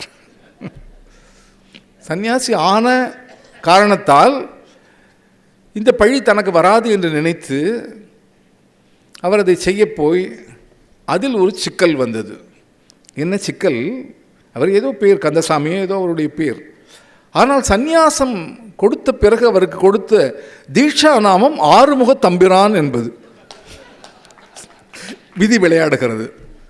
காவல்துறையினர் ஆறுமுகத்தை தேடினோம், இவர்தான் ஆறுமுகம் என்று துரத்தினோம், இவரை கேட்டால் ஆறுமுக தம்பிரான் என்கிறார் என்று அவரை கைது செய்து கொண்டு வந்து விட்டார்கள். அவர் பாவம் அப்பாவி. அவர் வஉசியை வர சொல்லி இந்த விஷயத்தை எல்லாம் சொல்லிவிட்டார். உண்மையிலேயே இந்த கொலைக்கும் தனக்கும் எள்ளளவும் சம்பந்தமில்லை என்கிற உண்மையைத்தான் அவர் சொன்னார். அது உண்மை என்பதை வஉசியின் உள்மனம் தெளிவாக புரிந்து கொண்டது. ஆனால் காவல்துறையினர் சொல்கிறார்கள், இவர்தான் ஆறுமுகம், இவர் சன்னியாசியாகிவிட்டார், ஆறுமுக தம்பிரான் என்று பெயர் வைத்துக்கொண்டு ஊரை ஏமாற்றுகிறார் என்று வாதிட்டார்கள். நீதிபதி வஉசியின் வாதத்திற்காக காத்திருந்தார். நம்முடைய ஆன்மீகம் அதில் தோய்ந்து அதனுடைய அத்தனை விஷயங்களையும் நுணுக்கங்களையும் உணர்ந்து உயர்ந்த ஆன்மீகவாதியாகவே இருந்த வஉ சிதம்பரம் பிள்ளை ஒரு கருத்தை நீதிபதியிடம் சொன்னார். கனம் நீதிபதி அவர்களே, ஒருவர் இல்லறத்தை விட்டு துறவரம் பூணுகிற பொழுது அவர் ஆத்ம பிண்டம் என்று தனக்கே பிண்டம் வைத்துக் கொள்வார். தன்னுடைய தாய் தந்தைக்கு பிண்டம் வைத்து தனக்கும் பிண்டம் வைத்துக் கொள்வார். தன்னுடைய முந்தைய விஷயங்கள் எதற்கும் அவருக்கும் சம்பந்தம் கிடையாது. அவர் இறந்துவிட்டு அது ஒரு புது பிறவி என்றாகிறது. இதுதான் எங்கள் ஆன்மீக மரபு. இவருக்கு ஆறுமுகத்தம்பிரான் என்கிற தீட்சா நாமம் கொடுத்திருக்கிற காரணத்தாலேயே இவருடைய பழைய நாமம் நிச்சயம் ஆறுமுகமாக இருந்திருக்க முடியாது. இருந்திருந்தால் அதே நாமத்தை தீட்சா நாமமாக கொடுக்க வாய்ப்பே கிடையாது. இது புது பிறவி. இந்த புது பிறவியில் தான் இவருக்கு இந்த நாமம் வந்திருக்கிறது என்று விளக்கிய போது நீதிபதி அசந்து போனார். காவல்துறையினரை கண்டித்து உடனே அவரை விடுதலை செய்தார். இந்த விடுதலை நிகழ்ந்த பிறகு வஉசியின் புகழ் மேலும் மேலும் கூடியது. மக்களிடையே அவர் செல்வாக்கு பெருகியது. அவர் கப்பல் ஓட்டினார். சிவாஜி கணேசன் வஉசியாக அவ்வளவு பிரமாதமாக நடித்ததெல்லாம் உங்களுக்கு தெரியும். கப்பல் ஓட்டுவதற்காக தன்னுடைய பணம் முழுவதையும் செலவிட்டார். ஆனால் ஆங்கிலேய அரசு யோசித்தது, இவரை கப்பலில் யாரும் ஏறாத அளவு செய்ய வேண்டும் என்பதற்காக இவர் கட்டணம் வாங்கி பயணிகளை ஏற்றுக்கொண்ட போது ஆங்கிலேயர்கள் இலவசமாக ஏற்றுக்கொள்ள தொடங்கினார்கள். அப்படி இருந்தாலும் இவர் மேல் கொண்ட பாசத்தின் காரணமாக கொஞ்சம் பேர் இவர் கப்பலில் பணம் கொடுத்து வருவதை பார்த்த ஆங்கிலேயர்கள் அடுத்த கட்டத்திற்கு நகர்ந்தார்கள். இலவசமாக பயணம் செய்பவர்களுக்கெல்லாம் இலவசமாக ஒரு கொடை கொடுத்தார்கள்.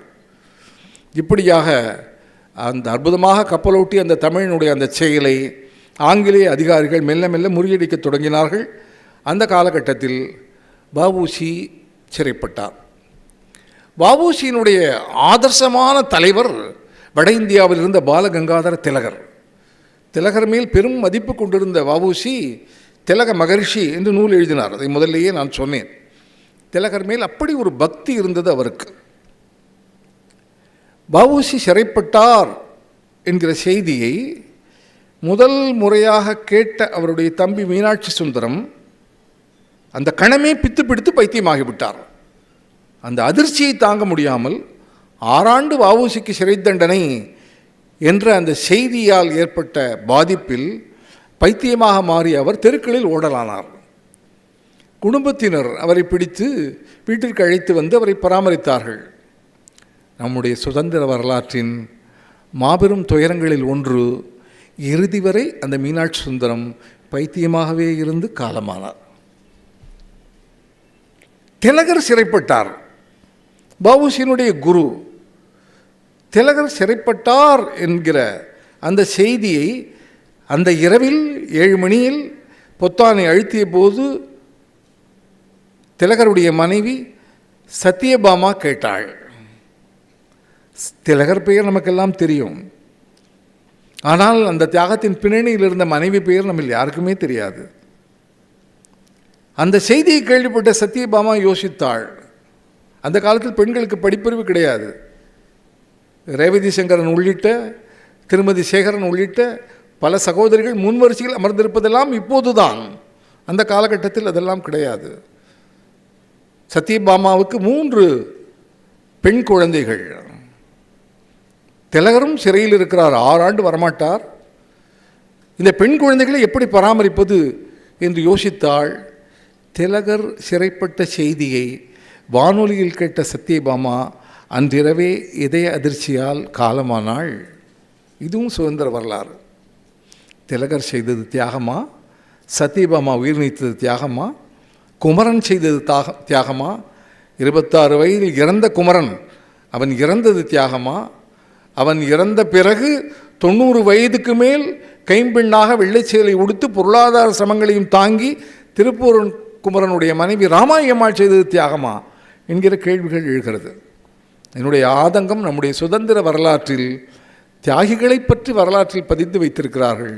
அந்த தியாகிகளையே தியாகம் செய்து நமக்கு அளித்த அந்த மனைவி பற்றிய குறிப்புகள் அதிகம் நமக்கு கிடைக்கவில்லை.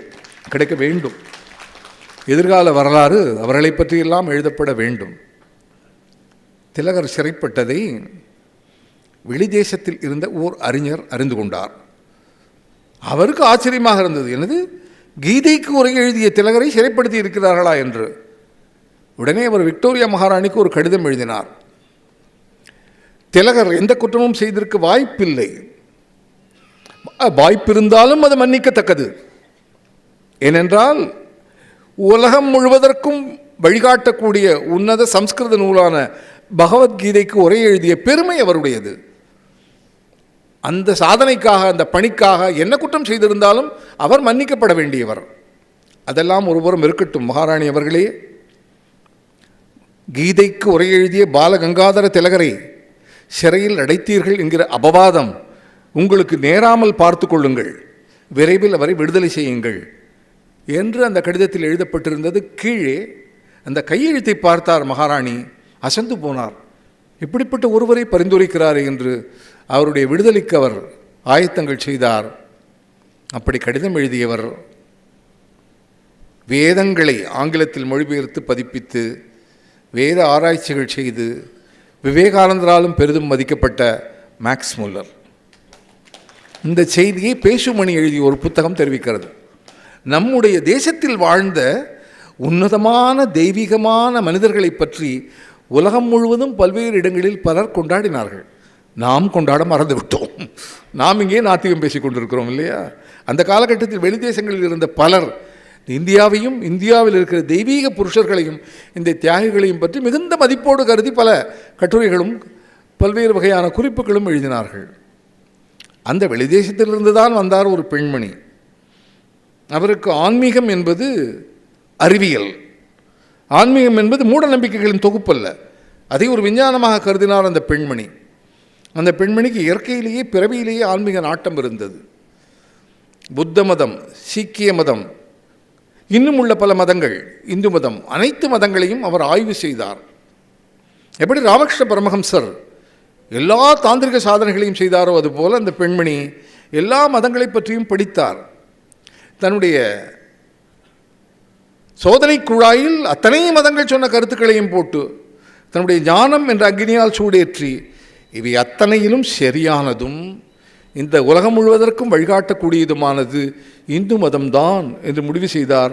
இந்து மதம் சாராத அந்த பெண்மணி அவர்தான் கப்பலில் வந்து புதுச்சேரியில் அரவிந்தரை கண்டு அவரே தெய்வ புருஷர் என அறிந்து அவருக்கு சீடரான அன்னை, ஸ்ரீ அன்னை மிர்ரா என்று அழைக்கப்படுகிற அன்னை, அவர் ஒரு வாக்கியம் எழுதினார், கவிதை போல் ஒரு வாக்கியம். அந்த வாக்கியத்தினுடைய அழகை வாழ்நாளெல்லாம் ரசிக்கலாம். France is my country by birth, India is my country by choice என்று சொன்னார் அவர். பை சாய்ஸ் இந்தியா தன்னுடைய கண்ட்ரி, தன்னுடைய நாடு என்று பெருமிதப்படக்கூடிய உணர்வுடைய அந்த ஸ்ரீ அன்னையை புதுச்சேரியில் தரிசித்தும் அவரை பற்றிய விவரங்களை அறிந்தும் தற்செயலாக மட்டுமல்ல இயல்பாகவே நம்முடைய இந்தியாவை தாய்நாடாக கொண்ட நாம் நமது நாட்டின் உண்மையான பெருமையை உணராமல் இருக்கிறோம் என்பதுதான் சோகம் இல்லையா? இது ஆன்மீகம் விளைந்த பூமி. இந்த பூமியில் பல்வேறு வெளிதேசத்தவர்களும் வந்து பார்த்து கனிந்து இந்த ஆன்மீகத்தை கொண்டாடி இதன் நெறியில் வாழ்ந்திருக்கிறார்கள். நேதாஜி இவர்களெல்லாம் இந்தியாவில் இருந்து மகாத்மா காந்தி, அரவிந்தர், வாவேஸ்வய்யர், பாரதியார், வஉசி இவர்களெல்லாம் இந்தியாவில் வாழ்ந்து சுதந்திர போருக்காக போராடினார்கள். நேதாஜி வெளிதேசங்களுக்கு சென்று அங்கிருந்து இந்திய சுதந்திரத்திற்காக போராடியவர். பாரதியார், வாவேஸ்வய்யர் கோயம்புத்தூரில் சிறைப்பட்டு அங்கே செக்கிழுக்கிறார் என்பதை அறிந்ததும் அந்த நிகழ்வை பற்றி எழுதிய குறிப்பில் ஒரு தகவலை சொன்னார். வாவு சிதம்பரம் பிள்ளை கோவை சிறையில் செக்கிழித்த காரணத்தால் இனிமேல் கோயம்புத்தூர் புதிய புண்ணிய ஸ்தலம் என்கிற பெருமையை பெறுகிறது என்று அவர் எழுதினார். வஉசி 2 கப்பல்களை ஓட்டிய போது அந்த 2 கப்பல்களுக்கு ஒரு கப்பலுக்கு சேக்கிழார் என்று பெயர் வைக்கலாம் என்று எழுதினார். எல்லாம் பாரதியாருக்கும் வஉசிக்கும் இடையே உள்ள அந்த நட்பு. இந்த வஉசி சிறைப்பட்டு சிறையிலிருந்து வெளிவந்த போது ஏராளமான மக்கள் இந்த சிறைக்கு வெளியே இந்த சிங்கத்தை வரவேற்க காத்திருப்பார்கள் என்று கருதி வெளியே வந்து பார்த்தால் அமைதிதான் காத்திருந்தது. அதிகம் பேர் வரவில்லை. அச்சம், ஆங்கிலேய அடக்குமுறையின்பால் விளைந்த அச்சத்தால் மக்கள் அவரை சந்திக்க வரவில்லை. அவர் வழக்கறிஞராக தொழில் செய்வதற்காக கொடுக்கப்பட்டிருந்த அந்த சான்றிதழை ஆங்கிலேய அரசாங்கம் பறித்து வைத்து கொண்டது. அவர் விடுதலையானாலும் வழக்கறிஞர் தொழிலை செய்து சம்பாதிக்கிற ஒரு வழிவகைக்கு கதவு போட்டு மூடப்பட்டது. இவர் என்ன செய்வார் பாவம்? மண்ணெண்ணெய் வியாபாரம் செய்தார். காய்கறி கடை வைத்து காய்கறிகளை விற்றார். மாபெரும் செல்வந்தராக இருந்து கப்பலோட்டிய தமிழரான வஉசி காய்கறி கடையில் வைத்து வியாபாரம் செய்து அதில் வரும் தொகையில் வாழ வேண்டிய ஒரு சூழலுக்கு ஆளானார். வஉசி மிகப்பெரிய எழுத்தாளர். வந்த கவிஞர்க்கெல்லாம் மாறியன பல்பொருளும் தந்த சிதம்பரன் தாழ்ந்தின்று செந்தமிழ்வெண் பாச்சொல்லி பிச்சைக்கு பாரெல்லாம் ஓடுகிறான் நாச்சொல்லும் தோலும் நலிந்து என்று வெண்பா எழுதினார் தன்னுடைய வறுமையை பற்றி. தமிழை பல அழகான வெண்பாக்கள் அலங்கரிக்கின்றன. தாய் காலமான போது பட்டினத்தார் வெண்பா எழுதினார். முந்தித்தவம் கிடந்து 300 நாள் சுமந்தே அந்தி பகலாய் என்னை ஆதரித்தே தொந்தி சரிய சுமந்து பெற்ற தாயார் தனக்கோ எரிய தீமூட்டுவேன். வட்டிலிலும் தொட்டிலிலும் மார்மேலும் தோள்மேலும் கட்டிலிலும் வைத்து காதலித்து முட்டச் சிறகிலிட்டு பாராட்டி சீராட்டும் தாய்க்கோ விறகிலிட்டு தீமூட்டுவேன் என்றெல்லாம் பட்டினத்தார் எழுதினார். வஉசி அவ்வளவு கடும் சோகத்தில் கடும் வறுமையில் ஆழ்ந்திருந்த போது வாலேஸ் என்கிற ஒரு ஆங்கில அதிகாரி ஆங்கிலேயர்கள் செய்வது அனைத்தும் அநியாயம் என்பதை உணர்ந்தார்.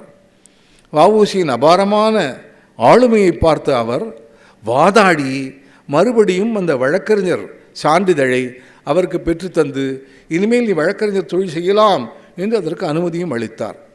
அதன் பிறகு மீண்டும் அந்த தொழிலில் ஈடுபட்ட வஉசி மெல்ல மெல்ல அந்த வறுமையிலிருந்து மீண்டார்.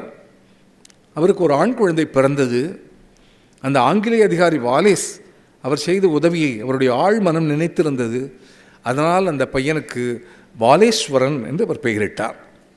2 வாரங்களுக்கு முன்னால் மூத்த மனிதராக 90-95 தாண்டிய மனிதராக வாழ்ந்த வாலேஸ்வரன் அவர்கள் காலமானார் என்ற செய்தி பத்திரிகைகளில் வெளிவந்தது. அவர் காலமானது இப்போதுதான்.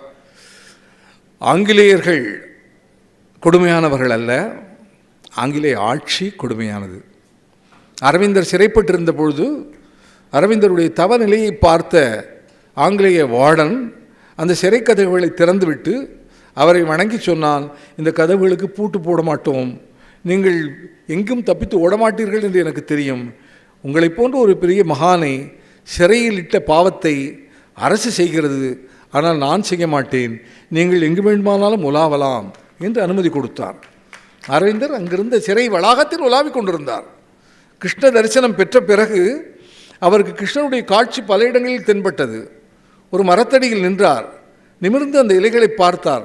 சிறைக்குள் வளர்ந்திருந்த மரம் அந்த இலைகளெல்லாம் ஒவ்வொன்றும் கொத்து கொத்தாக கிருஷ்ணர்களாக தொங்கின. கீழே எறும்புகள் ஓடிக்கொண்டிருந்தன. அந்த வரிசையை குனிந்து பார்த்தார். ஒவ்வொன்றும் ஒரு சின்ன சின்ன குட்டி கிருஷ்ணர். ஒவ்வொன்றின் எறும்பின் தலையிலும் சின்ன மயில்பீலி. ஆகாயத்தை பார்த்தால் பறவைகள் பறந்து கொண்டிருந்தன. எல்லா பறவைகளும் கிருஷ்ண முகங்களோடு ரெக்கை விரித்து பறந்து கொண்டிருந்தன. ஒவ்வொரு பறவையின் தலையிலும் மயில்பீலி. நீதிமன்றத்துக்கு அவரை அழைத்து சென்றார்கள். நீதிபதியை பார்த்தார். கிருஷ்ணர் அங்கே உட்கார்ந்து கொண்டிருந்தார். பொதுமக்களை பார்த்தார். எண்ணற்ற கண்ணன்கள். வாதாடிய வழக்கறிஞரை பார்த்தார். அவரும் கிருஷ்ணராக தென்பட்டார். நம்முடைய சுதந்திர வரலாற்றில் அரவிந்தர் சிறைப்பட்ட போது ஸ்ரீ அரவிந்தருக்காக வாதாடிய வழக்கறிஞர் பெயர் சித்தரஞ்சன் தாஸ். அவர் பல்வகையான வாதங்களை முன்வைத்துவிட்டு நீதிபதி நார்டன் துரையிடம் சொன்னார், சுதந்திர போராட்ட வீரரான எங்கள் அரவிந்தரை நீதிமன்ற கூண்டில் நிறுத்தி விசாரிக்கிறீர்கள். நீதிபதி அவர்களே, உங்களுக்கு ஒன்று தெரியுமா? எதிர்காலத்தில் தெய்வம் என்றே இந்த மனிதரை மக்கள் வணங்கப் போகிறார்கள்.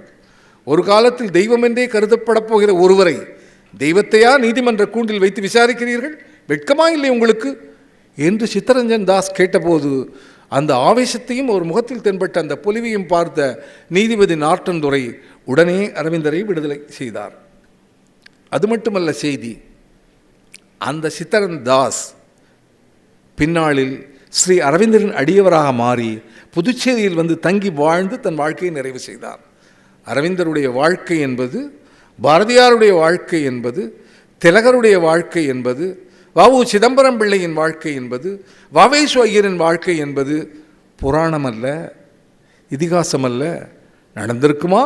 அயோத்திதான் ராமன் பிறந்த இடமா என்றெல்லாம் கேள்விகள் கேட்பதற்கு நமக்கென்று சான்றுகள் இல்லாமல் போகலாம். ஆனால் இந்த வரலாறு அனைத்தும் சான்றுகளோடு கூடியது. பத்திரிகையில் செய்தி குறிப்புகளாக இவை அனைத்தும் இடம்பெற்றிருக்கின்றன. இவை எதுவும் பொய்யல்ல.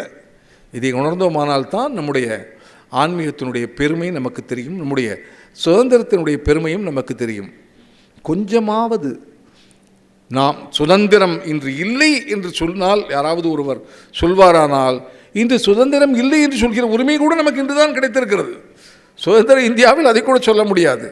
இப்படிப்பட்ட ஒரு அற்புதமான சுதந்திரத்தை நமக்கு வாங்கி கொடுத்த தியாகிகளையும் அந்த தியாகியின் மனைவி அவர்களையும் எல்லாம் ஒரு கணம் நாம் நினைத்தோமானால் இந்த தேசம் எப்படி போகிறதே என்பதை பற்றிய ஒரு கடும் கவலை நமக்கு எழும்.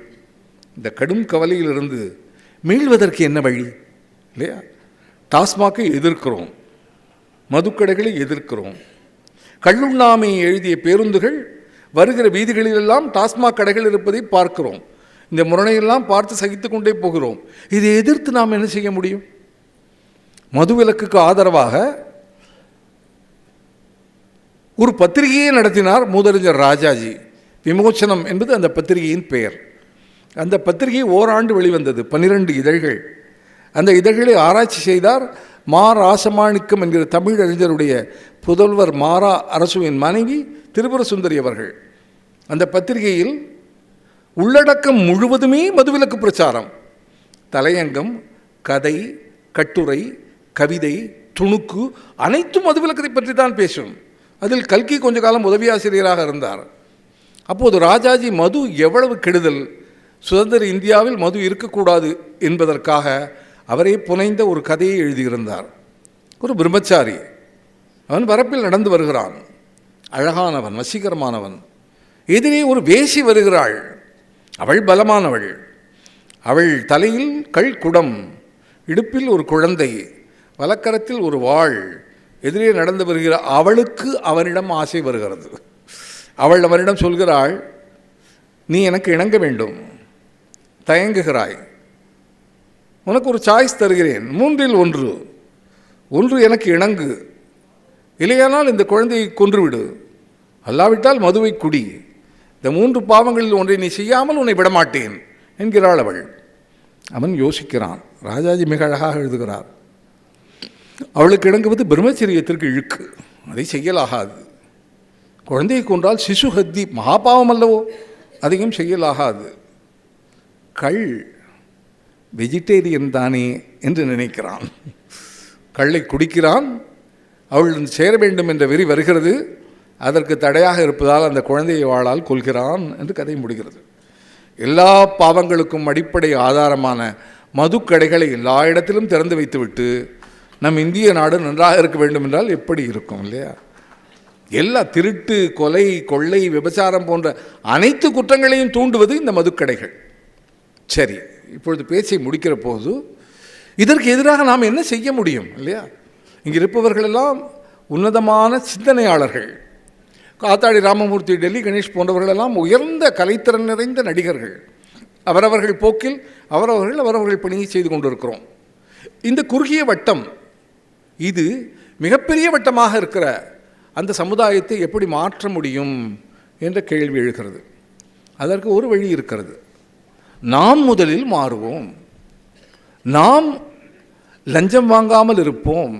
நாம் மது அருந்தாமல் இருப்போம். நாம் ஏதாவது ஒரு இடத்தில் மது அருந்தாததால், மது விற்பனையாகாததால் மதுக்கடைகள் மூடப்பட்டன என்கிற ஒரு சூழலை உருவாக்குவோம். அரசு மதுவை விற்றாலும் கூட, அரசு மதுவை விற்கிறதே தவிர கட்டாயம் நீங்கள் ஹெல்மெட் போட்டுக்கொள்ள வேண்டும் என்று சொல்வது போல கட்டாயம் நீங்கள் மதுக்கடைக்கு வர வேண்டும் என்று அரசு சொல்லவில்லை இல்லையா? அது நம்முடைய விருப்பம் தானே. எனவே நம்மளவில் நம்மை நாம் தூய்மைப்படுத்தி கொண்டால் நிச்சயம் சமுதாயம் தூய்மை அடையும். ராஜம் கிருஷ்ணன் என்கிற ஒரு எழுத்தாளர் இருந்தார். எனக்கு மிக நெருங்கிய ஒரு தோழி போல இயங்கினார். சகோதரியாக இருந்தார்.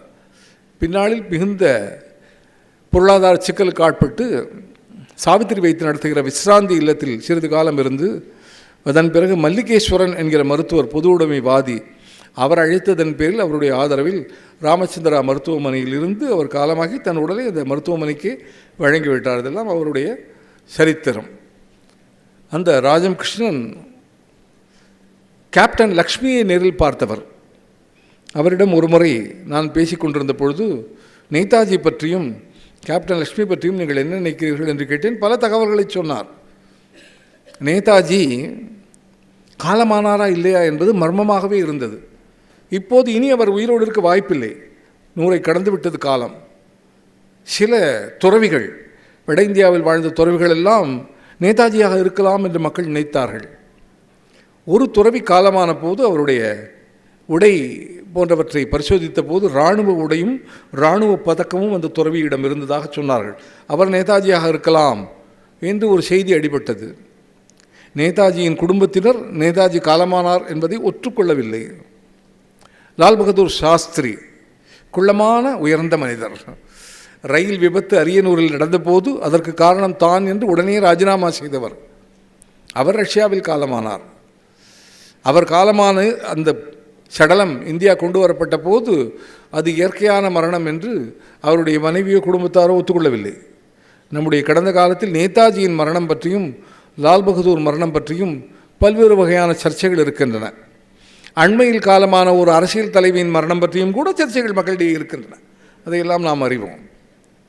ஆனால் இப்படிப்பட்ட பொதுவாகவே உலகெங்கும், இந்தியாவெங்கும், தமிழகமெங்கும் பல்வேறு வகையான குற்றங்களும் பல்வேறு வகையான நாம் விரும்பாத நடைமுறைகளும் பெருகி வருகிற இந்த காலகட்டத்தில் நாம் செய்யக்கூடியது என்ன என்பதற்கு ராஜம் கிருஷ்ணனுடைய வேருக்கு நீர் என்கிற நாவல் விடை சொல்கிறது.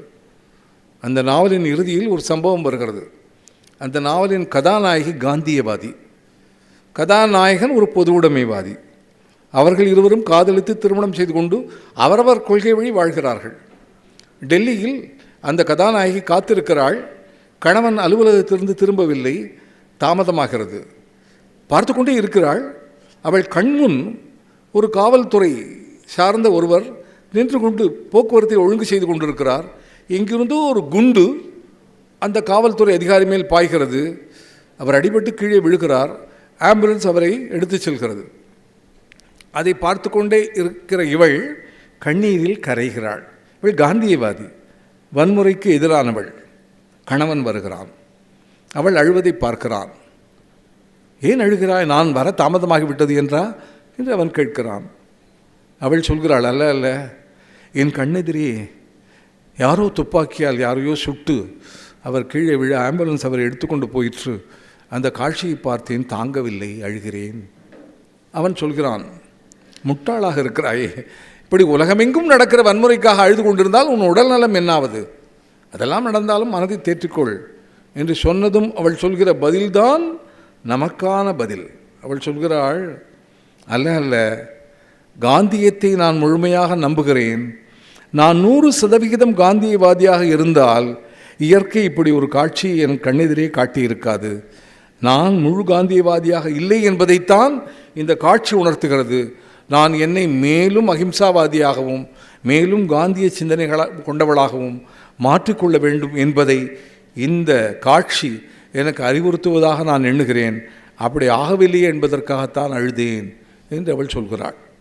வெளி உலகம் அப்படியெல்லாம் இருக்கிறது என்றால் நாம் எல்லோருமே மிக தூய்மையானவர்களாக மாறினால், நாம் எல்லோருமே காந்தியவாதிகளாக மாறினால், நாம் எல்லோருமே மத நல்லிணக்கம் கொண்டவர்களாக மாறினால், நாம் எல்லோருமே எல்லோரையும் நேசிப்பவர்களாக மாறினால், நாம் சிறிய கூட்டம் என்றாலும் அதனுடைய தாக்கம் சமுதாயத்தில் பரவும். ஒரு காமராஜ் அவர் இருந்தபோது எத்தனை பேர் நன்றாக இயங்கினார்கள். ஒரு ராஜாஜி எத்தனை பேர் அற்புதமாக இருந்தார்கள். ஒரு நேதாஜி எத்தனை பேர் அவர் வழி நடந்தார்கள். அவர்களெல்லாம் ஒருவர் தான். ஆனால் அந்த கூட்டம் பெருகும். இன்றைய அரசியல் சூழலில் ஒரே ஒரு கேள்வியை முன்வைக்க விரும்புகிறேன். எஸ் மாரிசாமி என்கிற ஒரு பத்திரிகையாளர், காண்டீபம் என்கிற பத்திரிகையின் ஆசிரியர், அவரை பேட்டி காணப்போனேன். பேட்டி முடிந்த பிறகு அவர் சொன்னார், உங்கள் நெற்றியில் திலகம் இருக்கிறது, நீங்கள் ஆன்மீகவாதி என்று தெரிகிறது, எங்கள் வீட்டு பூஜை அறையில் சற்று தியானம் செய்துவிட்டு போங்கள் என்று சொன்னார். மகிழ்ச்சியோடு கால் கழுவிக்கொண்டு பூஜை அறைக்கு சென்றேன். பூஜை அறை பெரிய அறை. கீழே அமர்ந்தேன். ஒரே ஒரு படம் மட்டும் மாட்டப்பட்டிருந்தது. அந்த படத்தின் கீழே ஹல் விளக்கு எரிந்து கொண்டிருந்தது. அந்த படத்தை வணங்கி தியானம் செய்துவிட்டு நான் வெளியே வந்தேன். அந்த படம் மூதறிஞர் ராஜாஜியின் புகைப்படம். பூஜை அறையில் ராஜாஜியின் புகைப்படத்தை வைத்து நாள்தோறும் பூஜை செய்து தியானம் செய்து வழிபட்டு கொண்டிருந்தார் எஸ் மாரிசாமி என்கிற அன்பர். அது போகட்டும். என்னுடைய கேள்வி இதுதான், இன்றைய தலைவர்களில் யார் படத்தை நாம் பூஜை அறையில் வைக்கலாம்? யாருக்காவது தகுதி இருக்கிறதா என்று யோசியுங்கள். காந்திக்கு கோவில் கட்டி இருக்கிறார்கள். கோவில் கட்டலாமா இல்லையா, அவரை பின்பற்ற வேண்டும். கோவில் கட்டி வழிபட்டால் என்னாவது? காந்திக்கு ஆட்டுப்பால் அபிஷேகம் செய்து வேர்க்கடலை சுண்டல் நிவேதனம் செய்வதால் என்ன கிடைக்கும் என்பதெல்லாம் வேறு கேள்வி. ஆனால் காந்தி கோவில் கட்டக்கூடிய அளவுக்கு மரியாதையோடு இருக்கிறார். ராஜாஜி ஒருத்தர் வழிபட்டார் என்பது சரித்திர சான்று. பசும்பொன் முத்துராமலிங்க தேவருக்கு சமாதி இருக்கிறது, வழிபடுகிறார்கள். இன்றைய தலைவர்களில் ஒரே ஒருவரையாவது நம்பிட்டு பூஜைகளில் வைக்க முடியுமா என்பதை யோசித்து பாருங்கள். ஆக அரசியல் அந்த அளவு கீழே கீழே போய்கொண்டிருக்கிற காலகட்டத்தில் நாம் வாழ்கிறோம். எனவே தேர்தல் நடக்கிற பொழுது மனச்சாட்சியோடு கட்டாயம் அனைவரும் போய் வாக்களிக்க வேண்டும். நம்மளவில் நாம் தூய்மையாக இருக்க வேண்டும். நாம் அனைவரும் பல்வேறு அலுவல்களில் நாம் இருக்கிறோம். ஒவ்வொருவரும் ஏதோ ஒரு பணியில் இருக்கிறோம். அந்த பணியில் நாம் ஒரு கடுகளவும் லஞ்சம் வாங்காத நேர்மையாளராக வாழ வேண்டும். இதையெல்லாம் நாம் உறுதிப்படுத்தி கொண்டால் நம்முடைய செயல்பாட்டின் தாக்கமானது மெல்ல மெல்ல சமூகத்தை மாற்றும் என்ற கருத்தைத்தான் ராஜம் கிருஷ்ணன் சொன்னார். அந்த கருத்தை நம்புவோம், நாம் மாறுவோம்.